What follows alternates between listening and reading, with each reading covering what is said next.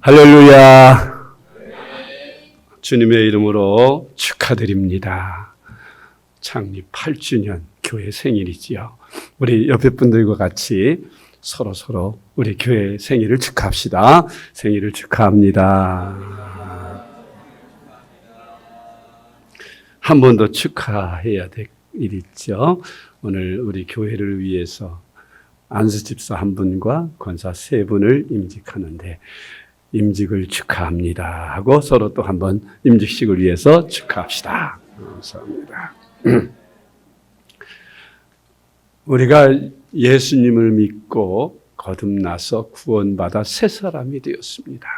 이제 옛사람은 다 죽었고 새 사람이 되었는데 새 사람 된 내가 이제는 삶의 목표가 달라졌죠.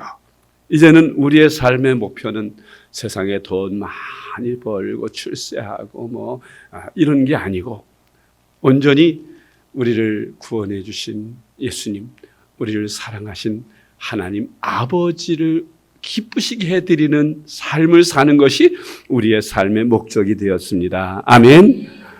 네, 그래서 우리가 세상에서 성공하기 위해서 사는 사람이 아니라 하나님을 기쁘시게 해드리기 위해서 사는 사람들이라면 나는 어떻게 하는 것이 하나님을 기쁘시게 해드리는 삶일까? 한 번쯤 여러분 고민하시면서 생각해 보신 줄로 압니다. 오늘 정향교회를 위해서 안수집사 한 분과 권사 세 분이 임직을 받게 되는 아주 뜻깊은 날입니다. 오늘 임직을 받으시는 분들도 큰 감격이 있을 것이고 임직자를 세우는 우리 성도님들, 교회들도 굉장히 기쁜 마음으로 오늘을 예배를 드리게 될 줄로 믿습니다. 오늘 이분들이 임직을 받게 되는 것은 세상의 그 어떤 직분보다 아주 귀하고 값진 명예와 영광을 얻는 것입니다. 왜냐하면 세상의 직분들은 사람들이 세우는 것이지만 교회에서 받는 이 직분은 창조주이신 하나님께서 세우시는 직분이기 때문에 비교할 바가 되지 않는 가장 고귀한 직분입니다. 여러분 이 직분을 귀하게 여길 줄 알아야 합니다. 사람들에게 인정을 받아 귀한 세상 직분을 받는 것도 좋은 일이지만 하나님께 인정을 받아서 하나님의 교회의 일꾼으로 임직을 받게 되는 것은 더 존귀하고 복된 일인 줄로 믿습니다. 하나님은 아무나 일꾼으로 사용하지 않으십니다. 성경에서 하나님께 쓰임받는 모든 사람들을 보면 전부 하나님 마음에 드는 사람, 마음에 합한 사람, 하나님이 기뻐하는 사람들만 사용하신 것을 우리가 볼 수 있습니다. 성경에는 하나님 마음에 드는 많은 믿음의 사람들이 줄줄이 기록되어 있는데 기라성 같은 그 수많은 믿음의 일꾼들 사이에 특별히 하나님께서 이렇게 말씀하신 분이 계셔요. 내가 이새의 아들 다윗을 만나니 내 마음에 맞는 사람이라 내 뜻을 다 이루리라. 엄청난 하나님이 인정하시는 말씀이에요. 이런 하나님께 인정받는 삶이 우리 그리스도인들이 살아가야 할 목표인 줄로 믿습니다. 바로 다윗인데 오늘 본문 읽어주신 사도행전 13장의 말씀입니다. 하나님께서 이렇게 말씀하셨어요. 내 마음에 맞는 사람, 다윗을 향하여 내 마음에 맞는 사람이라고 말씀하셨어요. 오늘 임직을 받으시는 임직자분들과 또 우리 모든 성도님들이 지향해야 할 이 하나님 마음에 맞는 사람, 하나님 마음에 맞게 살려면 어떻게 살아야 하는가? 추상적이고 막연한데 우리는 하나님이 마음에 맞는 사람이라고 말씀하신 그 다윗의 삶이 어떤 삶이었는가를 보면 다윗이 이래서 하나님의 마음에 맞았고 하나님께서 그를 향하여 하나님의 뜻을 다 이루셨구나 하는 것을 볼 수 있으므로 우리는 다윗의 삶을 한번 살펴보아야 합니다. 그리고 본받아야 할 줄로 믿습니다. 다윗이 어떤 사람이었습니까? 첫째로 다윗은 하나님께 쓰임받기 위해서 자기에게 맡겨진 책임에 열정을 다하는 사람이었습니다. 어떤 사람들이 출세하지 못한 이유가 가정 환경이다. 나는 은수저 금수저로 태어나지 못했기 때문이다. 흙수저라서 나는 안 돼 하고 그렇게 핑계하고 하는 사람들이 있습니다만, 그러나 다윗을 보면 결코 금수저, 흙수저와 관계가 없다는 걸 알 수 있어요. 왜냐하면 다윗은 원래부터 왕족이 아니죠. 귀족도 아니에요. 시골 농사를 짓는 그런 가정의 농부의 아들, 그러니까 가축을 치는 그런 집의 아들로 태어나서, 그것도 형제들이 많아가지고 별로 드러나지 않고 인정도 받지 못하는 그런 환경에서 자랐어요. 그가 하는 일은 아버지의 양들을 보살피면서 돌보는 일입니다. 목동이라고 우리는 말합니다.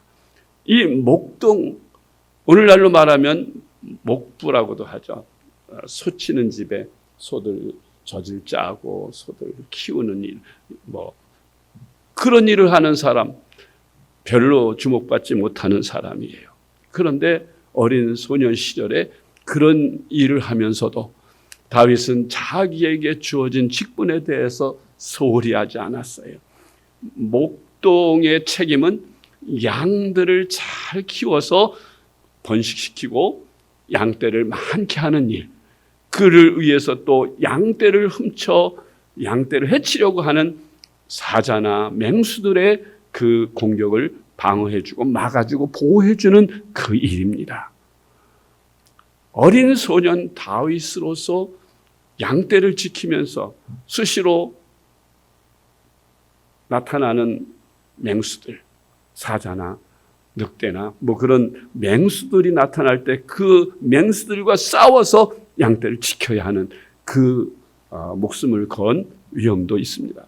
그러나 다윗은 내가 어리지만 양떼를 지키는 책임에 단 한 마리의 새끼 양도 잃어버려서는 안 되겠다. 그들을 지키기 위해서 그는 어리니까 창이나 칼이나 검 이런 거는 잘 사용하지 못하지만, 그러나 그의 필살기로 한 무기를 개발했어요. 흔히 쓰는 무기였지만 어려서부터 물매라고 하는 가죽띠에 거기에 돌을 물려서 빙빙빙빙 돌려가지고 탁 맞춘 타이밍을 잘 맞춰서 탁 풀어주는 순간 그 돌이 목표에 가서 탁 맞추는 거예요.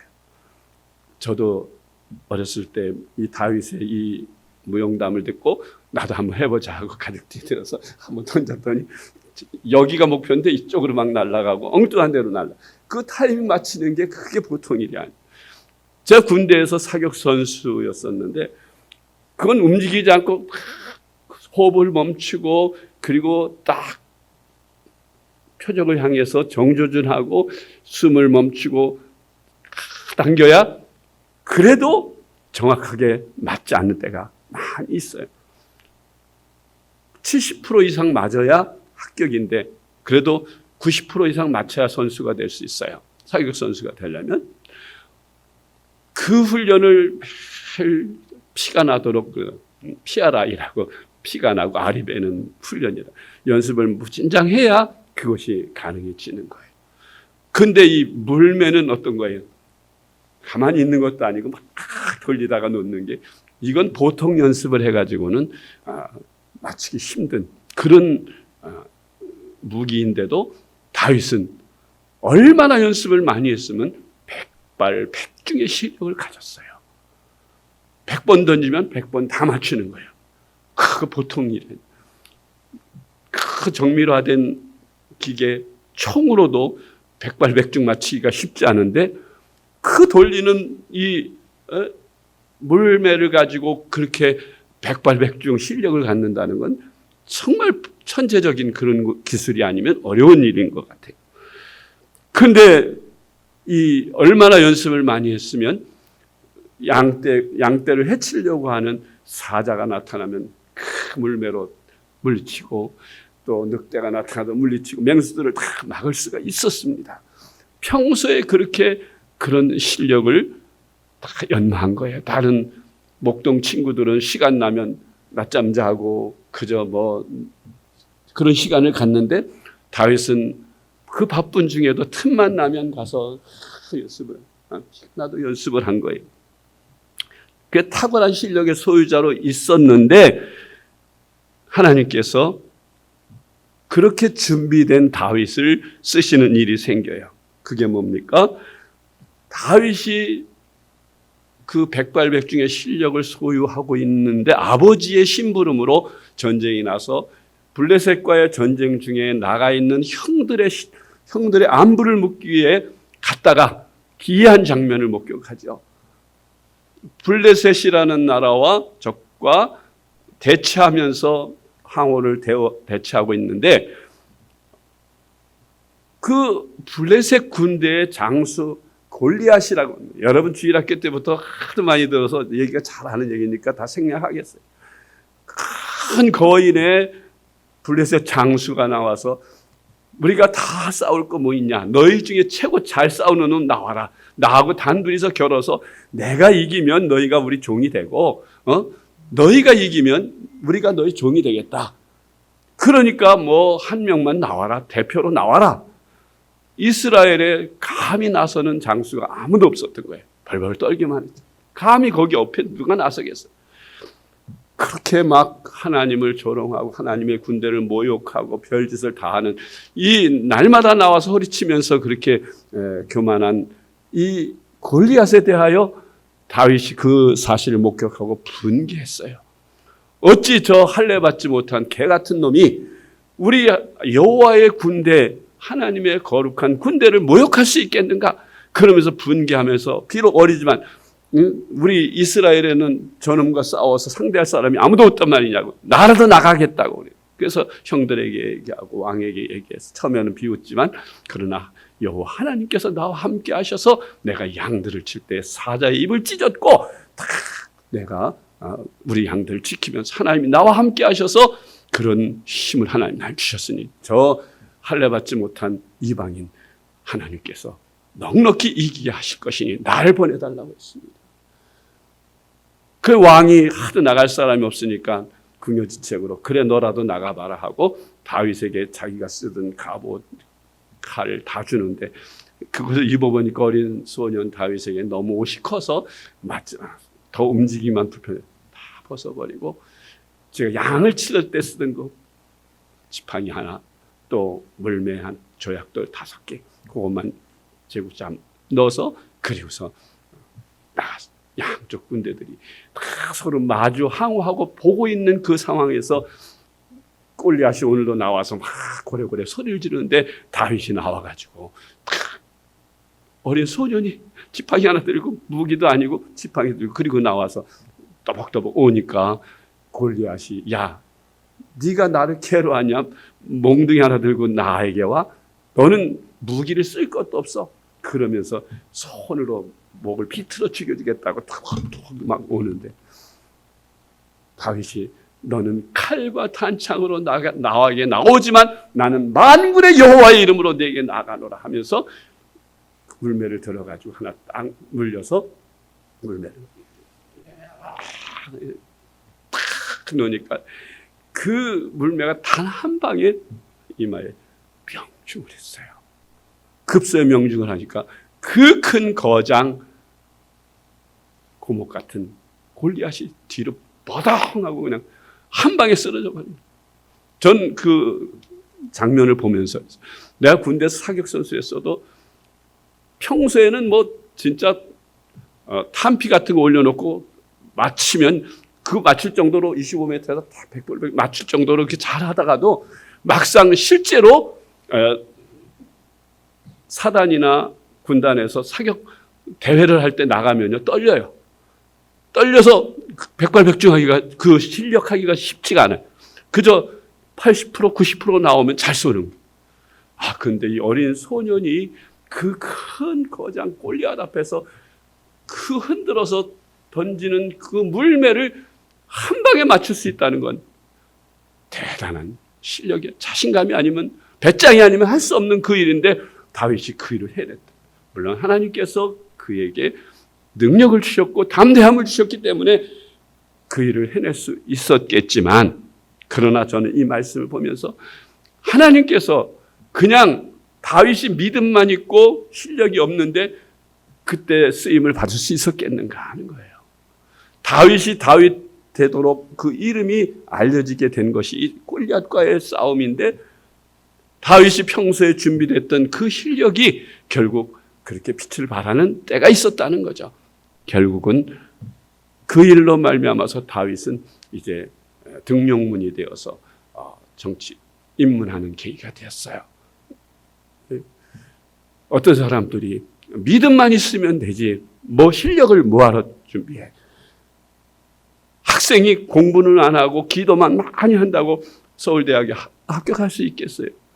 평소 자기 있는 힘을 다해서 실력을 갖추고, 그리고 기도할 때 하나님이 그에게 지혜를 주시고 능력을 주셔서 그 일을 하는 거예요. 똑같습니다. 우리가 비록 다윗처럼 보잘것없는 양무리를 치는 목동이라 할지라도 최선을 다해서 그렇게 평소에 자기 임무에 충성을 다하니, 작은 일에 충성한 다윗을 하나님은 나라를 위해서 일하는 큰 장수로, 천부장으로 그렇게 등극시켜 주셨던 겁니다.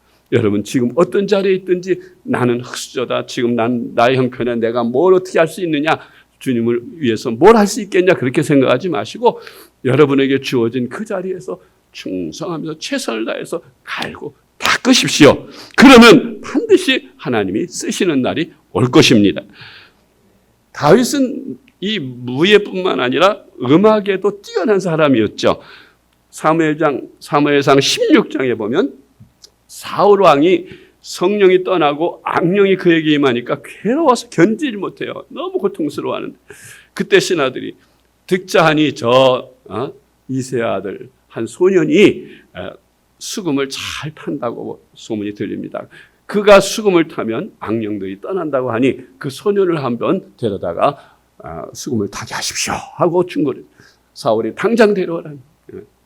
그 다윗이 불려와서 정말로 사울이 악령이 들려서 막 고통스러워하고 머리를 잡고 괴로워할 때 수금을 탁 타는 거예요. 여호와는 나의 목자시니 하면서 탁 치면 신기하게도 사울을 괴롭히던 악령이 샥 다 떠나버리고 잔잔해지고 편안해졌어요. 할렐루야. 여러분, 저도 악기를 지난번에 와서 팸플릿 해봤죠. 악기를 다루는 그런 악사로서 그 남들이 귀로 듣기에 감동적인 그런 연주를 하는 것도 굉장히 귀한데, 저도 그렇게 이 말씀을 보고 기도하죠. 하나님, 저는 이 연주를 하나님 영광을 위해서 하는데 그저 사람들의 귀를 즐겁게 하는 그런, 혼만 즐겁게 하는 그런 음악이 아니라 그 영을 치료하는 사울의 수금소리와 같게 하옵소서 하면서 그렇게 연주를 하고 연습을 그렇게 했어요. 정말 연주를 들을 때 감동이 되고 은혜가 되고 마음에 치유가 임하는 그런 연주를 사울이 했던 것을 볼 수 있습니다. 그렇게 하기까지 얼마나 피나는 노력을 했겠어요. 틈틈이 아마 그는 그 악기 수금을 연주하는 훈련을 했을 것으로 생각됩니다. 때가 되니 하나님께서 또 그가 평소 갈고 닦은 실력을 사용할 수 있는 기회를 주셨던 것입니다. 세계적인 발레리나 강수진 씨 그 사진을 여러분 보셨는지 모르지만 아름다운 여인의 발, 발레리나의 발은 아름답겠죠. 완전 나무 뿌리 같이 생기고 하도 연습을 해서 거기가 막 상처가 나고 또 아물고 굳고 굳은 살이 배기고 해서 나무같이 됩니다. 축구로 세계 이름을 알린 박지성 선수나 손흥민, 하루에 골킥을 끝난 다음에도 밤늦게까지라도 혼자서 1000개씩 슛을 날리고 훈련하고, 그렇게 남다른 피나는 노력과 훈련을 했다고 제가 들었습니다. 성공하기까지, 어떤 실력을 남다르게 연마하기까지 정말 피땀을 흘리는 노력과 수고가 있어야 될 것입니다. 신앙생활도 마찬가지라고 생각합니다. 우리가 하나님께 쓰임받기를 원한다면 어떤 일을 맡든지 최선을 다해서 내가 최고의 것을 드려야지 하는 그런 마음으로 그 일을 가장 잘할 수 있도록 최선의 노력을 해야 될 줄로 믿습니다. 오늘 임직을 받으시는 분들도 제가 듣기로는 다 그런 다윗 같은 그런 마음으로 충성스럽게 섬기는 분들이었다고 들었습니다. 두 번째로 다윗은 하나님의 뜻을 따르는 사람이었어요. 다윗이 아무리 유익해 보여도 하나님 뜻이 아닌 것은 취하지 않는 사람입니다. 다윗이 전쟁에서 승리하고 돌아올 때 사람들이 이렇게 노랬죠. 사울은 천천히요 다윗은 만만이라. 이 말을 들은 사울이 자기 사위임에도 불구하고 시기에 가득 차서 그를 죽이려고 했어요. 그 다윗은 결국 도망자가 돼서 이리저리 유리방황을 하는 때가 있었는데, 한 번은 다윗이 도망 다니는데 사울이 3,000명의 군대를 거느리고 다윗을 찾아다니 엔게디라고 하는 곳이 있는데 그 자연 동굴이 있어요. 엔게디 속해아무 데 있어서 자연굴들이 많은데 그 다윗과 함께한 사람들이 다 그 굴 속에 들어가서 숨었죠. 왜? 사울이 3,000명 거느리고 지금 다윗을 찾아 죽이려고 하니까. 그런데 사울이 뒷일을 보려고 아무도 없는 그 굴 속에 들어갔는데 그 굴이 마침 다윗과 그 함께한 사람들이 있는 그 굴이었어요. 처음에 들어간 캄캄해서 적응 시간 되니까 아무것도 안 보이니까 거기서 일을 보는데 다윗과 함께한 부하들이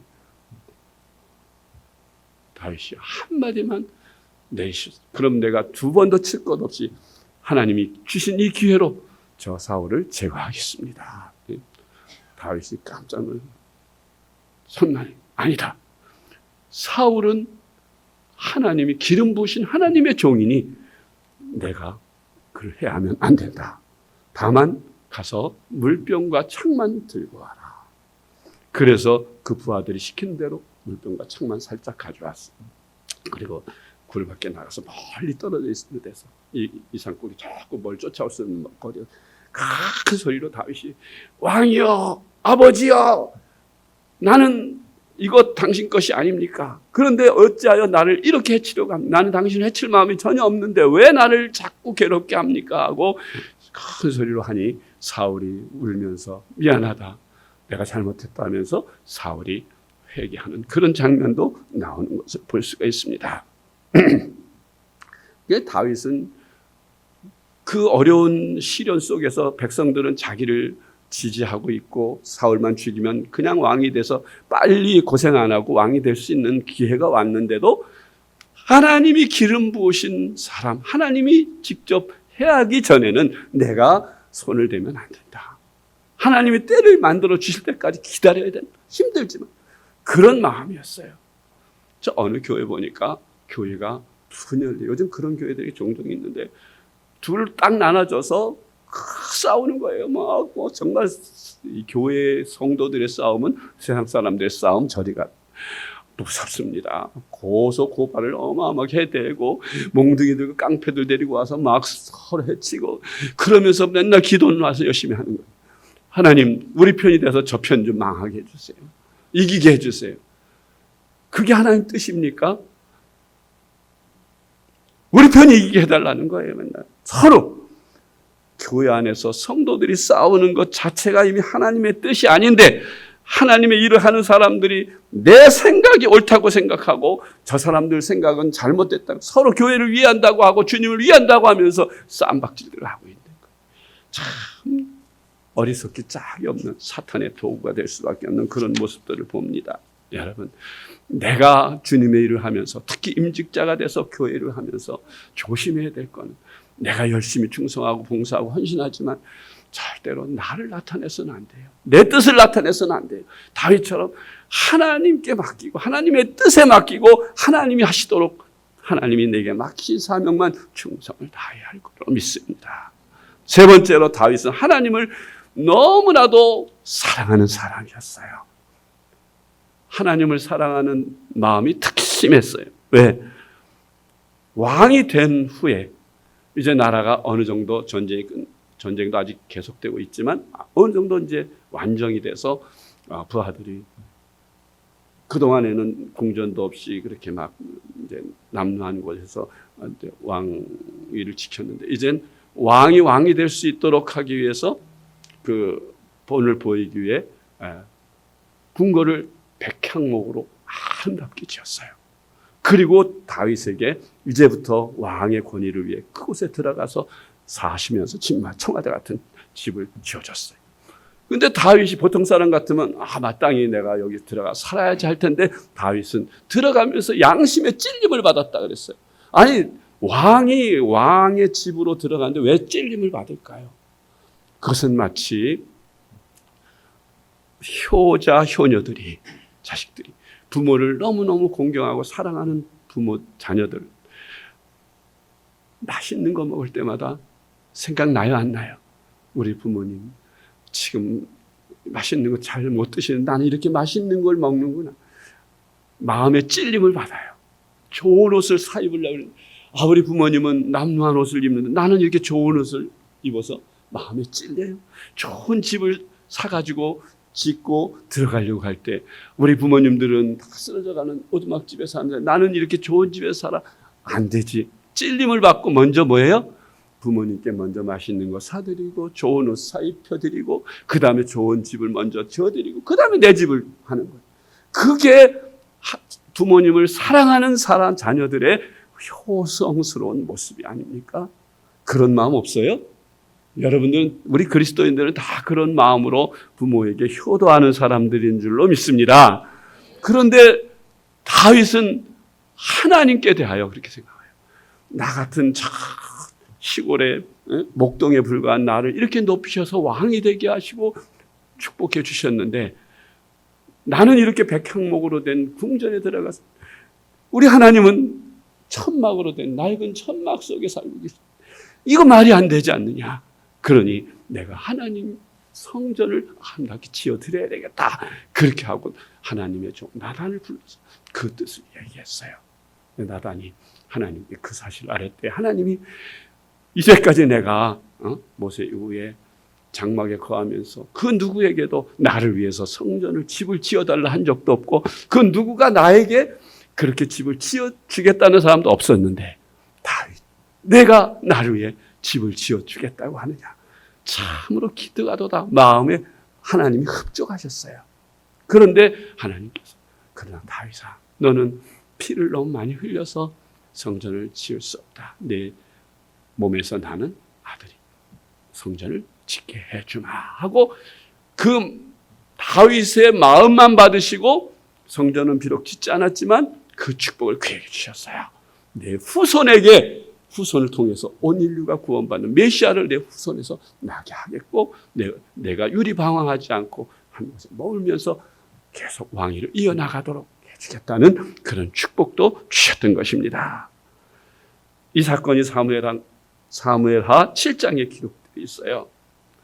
여러분 정말 하나님을 사랑하는 사람은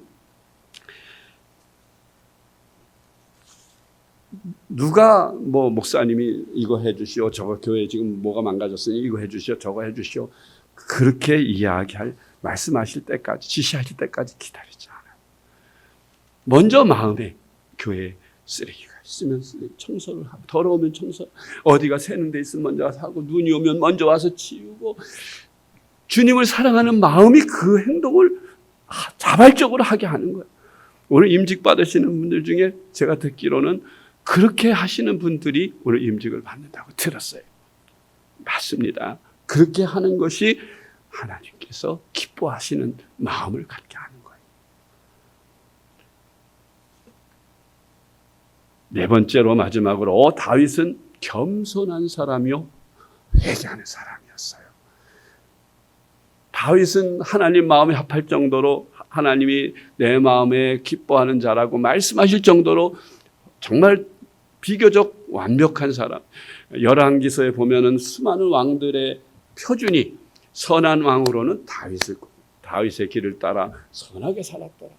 여로보암의 길을 따라 악하게 살았더라. 막 이렇게 두 가지 기준이 있는데 다윗이 그 기준이 됐는 그럴 정도로 그는 거의 완벽한 그런 사람이었어요. 그러나 다윗도 사람인 거로 그도 죄를 지었습니다. 그는 충성된 장수 우리아의 아내 밧세바의 유혹을 받아 그를 범했고 7계를 범했죠. 또 그 죄를 숨기기 위해서 그 남편 우리아 충성스러운 우리아를 전쟁터에 보내서 아무도 모르게 죽였어요. 간음죄와 살인죄를 동시에 다 범한 거예요. 그러고도 별로 양심의 가책이 없는 이 다윗에게 하나님이 하나님의 종 나단 선지자를 보내서 그의 죄를 책망했습니다. 뭐 양 비유를 들면서 뭐 어떤 그때 다윗이 나단 선지자 하나님의 종은 직분 세계적 이런 세상적 그런 권위 있는 그게 없어요. 권력이 없어요. 그냥 하나님의 종일 뿐이에요. 근데 사람들이 하나님을 두려워하고 하나님을 경외하기 때문에 하나님의 종을 위대하게 그 앞에 무릎을 꿇고 겸손히 순종하는 것이죠. 그런데 나단 선지자가 와서 자기를 감히 책망할 때 그 하나님의 종의 책망을 겸손히 받고 그 앞에 납작 엎드려서 내가 여호와께 범죄하였나이다 하면서 눈물로 회개합니다. 그때 하나님이 그런 다윗의 회개를 받으셨어요. 그리고 다시 그에게 왕위를 계속해 나갈 수 있는 축복을 주셨어요.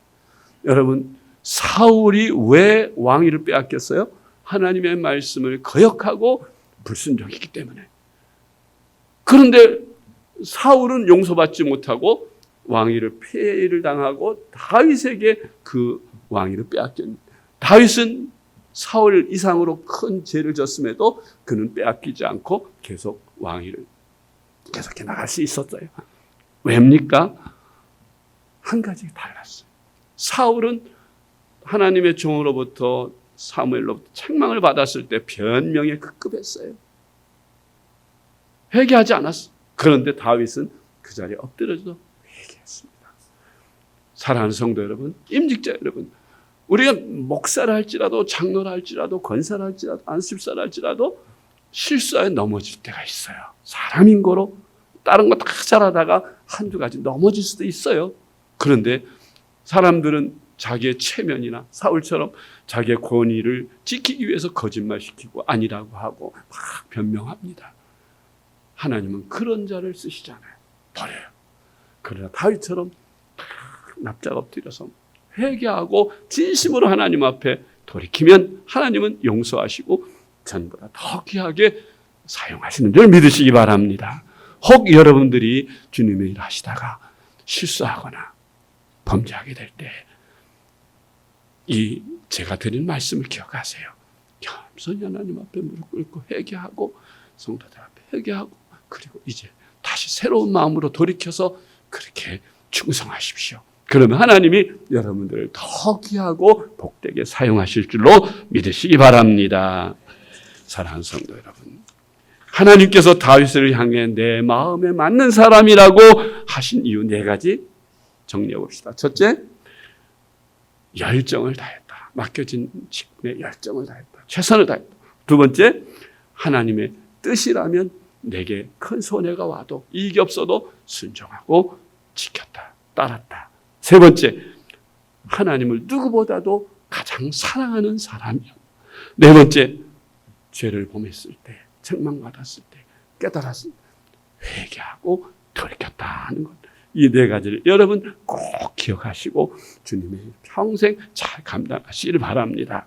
오늘 임직을 받으시는 이규만 안수 집사님, 임직자님, 제가 듣기로는 도로를 포장하는 건설업체 대표라서 전국을 분주하게 돌아 참 사업하시는 분들 저도 우리 교인 중에 있었는데 주일날 툭 하면 빠져요. 네, 사업상 바빠서 핑계하고. 근데 우리 이규만 안수 집사 임직자님은 토요일이면 힘없이 돌아와서 만사를 제쳐놓고 와서 교회를 곳곳을 돌아보면서 살펴보고 그리고 새벽 기도하고 기도하고 주일을 맞아서 잘 주님 앞에 충성하고 그런 분 8년을 하루같이 그렇게 하신 분이라고 들었고요. 이상욱 권사 임직자님은 어려운 환경 속에서 보험일을 하시는데 두 자녀를 양육하셨고 토요일에는 양재동 꽃시장가 아름다운 꽃을 골라 사다가 때에 맞춰서 성전 꽃꽂이를 하루같이 8년 동안 지속적으로 묵묵히 교회를 섬겨오신 분. 정말 다윗 같은 마음으로 그렇게 하나님을 사랑하며 섬긴 줄로 믿습니다. 김기진 권사 임직자님 역시 지난 8년 동안 예배를 도우면서 반주를 맡아서 꿋꿋이 예배를 지키며 하나님께 영광 돌린 아주 충성스러운 여정. 송유경 권사 임직자님은 교회 개척 때부터 오늘날까지 변함없이 교회 온갖 굳은 일은 도맡아 해보시면서 특히 주방을 담당해서 책임을 지고 열심히 섬겨오셨던 그런 섬김의 종인 것을 들었습니다. 물론 여기 임직자들 외에도 장로님들이나 권사님들이나 또 뭐 성도님들 중에 그렇게 지금 이름 없이 빛도 없이 충성스럽게 섬기기에 오늘날 정향교회가 이렇게 든든히 서가고 부흥된 줄 믿습니다. 요즘은 옛날하고 달라서 옛날엔 천막만 세워놔도 교회가 부흥돼서 교회 짓고 다 했는데 지금은 10교회 개척하면 한 교회가 바로 설까 말까 할 정도로 전도하기 힘든 그런 세상. 우리 정향교회 8년 만에 이만큼 아름다운 교회 든든히 서가는 교회가 된 것 하나님의 축복이고 이런 충성스러운 여러분들이 계시기 때문일로 믿습니다. 이제 앞으로 이 임직자들을 세우시고 교회가 더 부흥하고 더 발전하고 더 축복된 교회로 이 지역을 복음하고 세계적인 선교에 크게 하나님 기뻐하시는 교회로 쓰임받게 될 줄로 믿습니다. 할렐루야. 기도하겠습니다. 하나님 감사합니다. 하나님이 사랑하시는 우리 정향교회 하나님이 8년 전 이곳에 세워주시고 그동안 많은 어려움과 역경이 있었지만 충성스러운 종들을 보내셔서 이렇게 아름다운 교회로 성장하게 하심을 감사드립니다. 하나님 아버지 지난 8년 동안 함께 하신 것처럼 앞으로도 함께 하실 줄로 믿사오며 이제 우리 정향교회를 위해서 세우시는 우리 임직자들이 더욱 목사님과 하나 되어 목사님을 섬기며 순종하며 교회를 크게 세워나가는 저희들 되게 하여 주시고 이 일로 말미암아 나날이 발전하고 든든히 세워져가는 정향교회가 되게 하여 주시옵소서. 사랑이 많으신 우리 주 예수님의 이름으로 간절히 축복하며 기도하옵나이다. 아멘.